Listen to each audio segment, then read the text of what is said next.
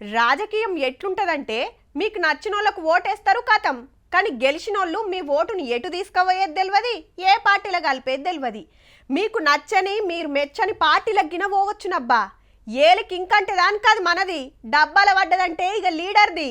మనం ఓటేస్తానికి 5 నిమిషాలు పడుతుంది, కానీ 5 ఏండ్లు అక్కెరొచ్చేది గా లీడర్లకే. ఏ పార్టీ మెజార్టీ రాక హంగొచ్చిన కాడ మామూలుగా లేదు మళ్ళా. రైట్, వీళ్ళంతా గద్వాల జిల్లా వడ్డపల్లి మున్సిపాలిటీ కౌన్సిలర్లు. All India forward bloc party గుర్తు మీద పోటీ చేసి 10 వార్డులలో 8 గెలిచిండ్రు. అయితే వీళ్ళంతా మా తెలంగాణ జాగృతి కార్యకర్తలను కవితగా గొప్పగా చెప్పిన జరసేపటికే సీదా వచ్చి సీఎం సార్ను కలిసి కాంగ్రెస్ కండువాలు కప్పుకున్నారు. ఎట్ సిర్ఫ్ ట్రైలర్ है, पिक्चर बाकी है. సో అసలు రాజకీయం సురువైందుల్లో కండువాలు గప్పుడు క్యాంపులు పెట్టుడు బుద్రకిచ్చుడు కావాల్సిన యేసుడు. ఫుల్ మెజార్టీతో గెలిచిన కాడ ఏం లేదు, మేయర్ ఎవరు మున్సిపల్ చైర్మన్ ఎవరు గంతే. కానీ ఏ పార్టీకి మెజార్టీ రాని కానే ఉన్నది రాజకీయం అంతా. కరీంనగర్ కార్పొరేషన్ లో 66 సీట్లుంటే బీజేపీకి 30 వచ్చినాయి. మేయర్ సీట్లు ఊకోవాలంటే ఇంకో 4 కార్పొరేటర్లు కావాలి, 2-3 గుంజిని రాలరాడే. బీఆర్ఎస్ కాంగ్రెస్ పార్టీతో పాటు ఎంఐఎం పార్టీ కూడా ఈ 3 పార్టీలకు వాలంటీర్స్ డే శుభాకాంక్షలు. భారతీయ జనతా పార్టీని మేయర్ కానివ్వద్దు అని చెప్పి ఈ 3 పార్టీలు ఒకటని. ఇక నిజామాబాద్ మేయర్ సీటు కూడా బీజేపీకి అనుకున్నారు, కానీ 3 సీట్లు తక్కువ ఉన్నాయి. ఎంపీ ఎమ్మెల్యే ఓటేసినా చాలతలేదు.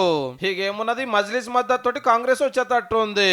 ప్రతిపక్షంలో ఉంటాం కదా ఇప్పుడు. వాళ్ళు ఎంఐఎం వాళ్ళు కాంగ్రెస్ వాళ్ళు కలిసి చేసుకుంటారా, వాళ్ళు కలిసే ఉన్నారు, వాళ్ళు ఒకటే. ఈ 2 సీట్లలో మేము బాగా కష్టపడ్డామని ఇట్లా చెప్పుకున్నాడు ఎంపీ అరవింద్ సారు. ఇక కృష్ణార్జున విషయం వస్తే బండి సంజయ్ ఇస్ వారియర్, అర్జునుడు రోల్ ఫిట్ ఇన్ అవుతాడు. స్టీరింగ్ నా చేతిలో ఉన్నంతసేపు ఓకే. కొత్తగూడెంలో సిపిఐకి మేమిమ్మతిస్తామంటే మేమిమ్మతిస్తామని కాంగ్రెస్ బీఆర్ఎస్ లు పోటీ పడుతున్నాయి. అయితే అసెంబ్లీ ఎలక్షన్ల కానుంచి ఎర్రనల్ కాంగ్రెస్ తోటి సోపతులు ఉన్నారు కాబట్టి ఇప్పుడు కూడా గట్లనే నడిచేటట్టు ఉంది. కామ్రేడ్లను తోక పార్టీలని అప్పట్లో బీఆర్ఎస్ ఎడ్డిచ్చే కదా, ఇప్పుడు కవితక్క గిట్లా అన్నది. అంటే ఇప్పుడు ఆ తోక పార్టీకి తోకగా మారిపోయింది బీఆర్ఎస్ పార్టీ. వాళ్ళు అడగనే లేదు, వీళ్ళే ఓపెన్ ఆఫర్ ఇచ్చి మేమే ఇస్తాం పొత్తు అని చెప్తారు. నల్గొండ, మహబూబ్ నగర్, మంచిర్యాల, రామగుండం బంపర్ మెజార్టీ తోటి అధికార పార్టీకే ఇచ్చిరు ఓటర్ దేవుళ్ళు. ఇక మున్సిపాలిటీలకు వస్తే ఓ 15-20 జాగాలలో ఏ పార్టీకి మెజార్టీ రాలే కాబట్టి మేం గెలవాలని క్యాంపులు పెట్టి బయట రాష్ట్రాలకు తీసుకుపోతున్నాయి 3 పార్టీలు.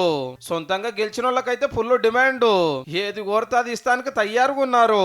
అయితే మున్సిపాలిటీలు ఉండే ఎంపీ ఎమ్మెల్యేలకు కూడా ఓటు హక్కు ఉంటది కాబట్టి కాంగ్రెస్ వాళ్ళకే ఎక్కువ సీట్లు గెలిచే ఛాన్స్ ఉంది. ఇవాళ ఇంటికి మంత్రులను పిలుచుకొని గిదే ప్లాన్ లేచిండు ముఖ్యమంత్రి రేవంత్ రెడ్డి సారు. ఈ ఎలక్షన్లో గెలిచిన వాళ్ళంతా ఎల్లుండి ప్రమాణ స్వీకారం చేయగానే అందులోకెళ్ళి మేయరు, చిన్న మేయరు, మున్సిపల్ చైర్మన్, చిన్న చైర్మన్ ఎన్నుకుంటారు. క్యాంపులకు పోయిన వాళ్ళని సీదా అడికే తీసుకొస్తారట. ఈ ఆటికి గింతే గాని సోమవారం మాపటిల దాకా రాజకీయం అంతా ఆగమాగమే ఉండేటట్టున్నది పో.